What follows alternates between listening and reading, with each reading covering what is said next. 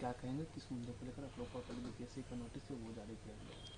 देखिए, बीपीएससी ने कई सारे ऐसे बयान जारी किए, ऐसे नोटिफिकेशन जारी किए जिससे भ्रम की स्थिति पैदा हो गई। और अध्यक्ष महोदय ने स्पष्ट कई मीडिया में और अखबारों में कहा था कि वो ज़रूरत लगेगी तो नॉर्मलाइजेशन करेंगे। और कभी लगता था करेंगे नहीं करेंगे, इसी को लेके प्रोटेस्ट हुआ था। तो उन्होंने हमारे 5 सेंटरों को इसे नोटिस भेज दिए। देखिए, इसमें है मुसल्लापुर बोरिंग रोड पटना का है, ये मुखर्जी नगर दिल्ली है, करोल बाग दिल्ली है, और ये प्रयागराज सेंटर पे इन्होंने भेजा है। हालांकि इनसे एक छूट गया है, देहरादून छूट गया है और गुवाहाटी खुल रहा है वो छूट गया है। इन्हें वहां भी भेजना चाहिए, हम इसका जवाब देंगे। और इसमें कहा गया है कि हमने बच्चों को भड़का दिया यहाँ पे, जो कि सरासर गलत है। आप ये समझ सकते हैं कि आयोग कितना अयोग्य हो चुका है। हम बच्चे को कैसे समझा भड़का सकते हैं जो बच्चा खुद बीपीएससी का एग्जाम देने जा रहा है, एसडीएम डीएसपी बनने वाला है। यहाँ पर इनके गलत एक्शन की वजह से वो अपना विरोध संवैधानिक अधिकार के लिए मांग करने वहां गए थे। और एक शिक्षक की नैतिक जिम्मेदारी होने के नाते बच्चों के साथ जब भी अहित होगा तो उनके लड़ने के लिए उनके गार्जियन तो आएंगे नहीं। बच्चे गांव से आए हैं, वो मिडिल क्लास के बच्चे हैं, उनके पास इतना संसाधन भी नहीं है। तो हम उनको एक सही ढंग से एक जो तरीका है गर्दनी बाग जो बिहार सरकार ने धरना स्थल के लिए दिया है, वहां जाके हम प्रोटेस्ट कर रहे थे। उसके लिए इन्होंने एक नोटिस भेज दिया और इस नोटिस में उन्होंने कहा है कि हमारे ऊपर क्रिमिनल ऑफेंस, क्रिमिनल केस करेंगे ये, अगर हम ये नहीं करते हैं तो। अब बताइए, शिक्षक के ऊपर अगर ये क्रिमिनल एंड सिविल एलिगेशन लगाएंगे यहाँ पे, अगर हमने इनसे जवाब नहीं दिया और नोटिस का हमने इनको माफ़ी नहीं मांगे 15 दिन के अंदर। तो पहले तो हम आयोग को बता दें कि माफी तो हम नहीं मांगने वाले हैं। यहाँ 2 साल जेल काट लेंगे वो सही है। एक शिक्षक को ये क्रिमिनल बोलेंगे, ये पूरी देश देख रही है कि बिहार में क्या हो रहा है। हम कोई अपने लिए नहीं लड़ने गए थे, विद्यार्थियों के हक के लिए लड़ाई लड़ने गए थे यहाँ पर। और जो पूरे बिहार में एक प्रचलन है, सारे जगह ये गली गली में लोगों को ये हल्ला है कि सीटें बेची जा रही हैं। हमने इसी चीज़ों को दोहराया है और आयोग इस पर स्पष्टीकरण करे कि आखिर ऐसा क्यों हो रहा है, स्केलिंग क्यों करेगा आयोग यहाँ। और उनका कहना है कि सार्वजनिक रूप से माफी मांगे। माफी तो आयोग को मांगना चाहिए सारे बच्चों से कि इस चुनावी वर्ष में पूरे बिहार का किरकिरी करा दिए, इतने बच्चों का, जहां कोई परीक्षा नहीं करा सकते हैं। तो ये आयोग को तो कहीं से इस बात पे होना ही नहीं चाहिए कि हम लोग से नोटिस दे यहाँ पर। आपने डीएसपी एसडीएम जैसे लोगों सीट बेचने की बातें को लेकर है कहा है उसमें कि आप बिक गया सीट उसको लेकर है अपने बीपीएससी की छवि धूमिल किया आपने। बीपीएससी स्वयं अपनी छवि धूमिल की है। जिसका पेपर लीक हो जाता है, जिसके चेयरमैन कहते हैं कि इस पेपर को कोई नहीं फाड़ सकता, उसको कोई रगड़ कैसे फाड़ दे, जो कहता है कि यहाँ पर सबसे सुरक्षित बापू परीक्षा परिषद बिहार का सबसे अच्छा सुरक्षित है, वहाँ से सबसे ज़्यादा हंगामा हो जाए, इससे ज़्यादा छवि क्या खराब हो सकती है। आरा में पिछले साल पेपर लीक हो गया, इस साल ऐसे हो गया यहाँ पर, तो इससे हम क्या छवि खराब करेंगे। दूसरा कि जो एसडीएम की सीटें बेची जा रही हैं, जो डीएसपी की सीटें बेची जा रही हैं, ये तमाम मीडिया में चले हुए चीज़ें हैं। तो एक जिम्मेदार नागरिक होने के नाते और एक विद्यार्थियों का शिक्षक होने के नाते ये मेरा कर्तव्य बनता है कि हम इसको और बड़े मुद्दे पर उठाएं ताकि इस पर जांच हो सके। यदि ऐसा नहीं है तो नार्को टेस्ट कराया जाए। हम यही कहते हैं कि देश में हम भी इतने दिन से पढ़ा रहे हैं, ये जांच और उसकी रिपोर्ट कब जांच होती है, कब रिपोर्ट दब जाती है, किसी को नहीं पता चलता है। पूरी मीडिया के सामने नार्को टेस्ट कराया जाए, उसकी दवा भी हम दे देंगे, सोडियम पेंटोथेल, वो नार्को टेस्ट किया जाए, हमारा भी कराया जाए मीडिया के सामने। अध्यक्ष महोदय हो जाए, सचिव महोदय हो जाए, कौन गलत है कौन सही है ऑटोमेटिक पता चल जाएगा। हम माफी नहीं मांगेंगे तो नहीं मांगेंगे। मर जाना कबूल है, जेल जाना कबूल है। बच्चों के लिए लड़े थे, उनके लिए माफी नहीं मांगेंगे, क्योंकि हम अगर माफी मांग ले तो खान सर नहीं झुकेंगे, वो बच्चों का स्वाभिमान झुक जाएगा जो लड़कर अपना अधिकार मांगे थे। फिर कोई बच्चा लड़ने के लिए नहीं जाएगा।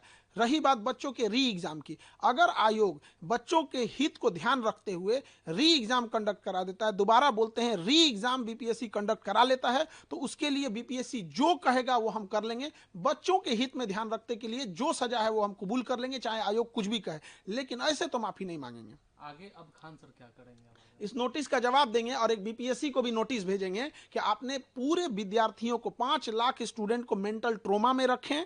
वहां पे कभी इनको लगता है, कभी इनका मन करेगा ऑप्शनल हटा देंगे, कभी 5 ऑप्शन डाल देंगे, कभी 4 ऑप्शन डाल देंगे, कभी एक ट्वीट ट्वीट खेल देंगे, कुछ से कुछ बोलने लगेंगे। इनका अध्यक्ष साहब का कहना था मैं एग्जाम के लास्ट मोमेंट भी डिसीजन ले सकता हूं कि नॉर्मलाइजेशन होगा कि नहीं होगा। तो बाहर में आके हम लोग क्या बोले। हम शिक्षकों को इन्होंने ये समझाने की नहीं कोशिश की थी, बल्कि ये थोपने की कोशिश की थी कि हम नॉर्मलाइजेशन करने जा रहे हैं, आप बच्चों को समझाइए। तो हम क्यों इनके डिसीजन को भागी बनेंगे? हमने इनसे यही कहा था कि आप बच्चों से बात करके बैठ लीजिए। तो इन्होंने कहा कि ठीक है, आप बच्चों को समझा दीजिए कि 15 नवंबर को हम एक बच्चों की मीटिंग बुलाएंगे। हम लोग की तो वैल्यू हम लोग तो बोल दिए कि आयोग बोले हैं कि 15 नवंबर को मीटिंग बुलाएंगे। क्या इससे आयोग की मंशा पर, उसकी छवि धूमिल नहीं होती है? तो ये सब चीज़ों में आयोग को सोचना चाहिए। क्या अब आगे आप क्या गवर्नर या किसी बड़े डिग्निशन से क्या आप बात अब हमारा तो यहाँ पे है, गवर्नर साहब से यहाँ पे फाइल रेडी है और मुख्यमंत्री साहब से। अब हम गवर्नर और मुख्यमंत्री साहब के पास जाएंगे इसको लेके।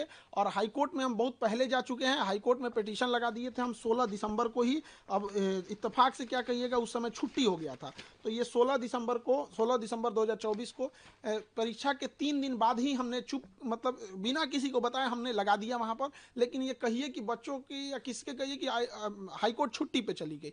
तो हम ये तीनों जगह अब जाएंगे, हम छोड़ेंगे नहीं किसी को भी। बच्चों के भविष्य के साथ खेलने का अधिकार किसी को नहीं है। वो बच्चे मिडिल क्लास से आ रहे हैं, कोई गरीब है, वो देख रहा होता है कि गलत हो रहा है, लेकिन ऐसा नहीं है कि उसको होने देंगे। इसकी सीबीआई जांच होनी चाहिए, सीबीआई जांच जाए अपने जगह पे। नार्को टेस्ट सबसे जरूरी है। क्या आप सीबीआई जांच की मांग कर रहे हैं? हम सीबीआई जांच करते हैं, सबसे पहले हमसे शुरू करें, वरना आयोग उसके बाद अध्यक्ष पे जाए। पहले हमारे से स्टार्ट कर लें, नार्को टेस्ट कर लें, फिर अध्यक्ष से। क्या कौन झूठ बोल रहा है, कौन सच बोल रहा है, सब सामने आ जाएगा। यहाँ पे संवैधानिक जगह पे बैठ के संविधान की रक्षा करनी चाहिए, देश की भविष्य का। इससे पहले अतुल प्रसाद भी थे, इतनी बड़ी परीक्षा कंडक्ट कराएं, इस तरह का तो एलिगेशन उन पे नहीं लगा। ये एक एग्जाम कंडक्ट कराने में पूरी तरह से धज्जी उड़ा दी है बीपीएससी का।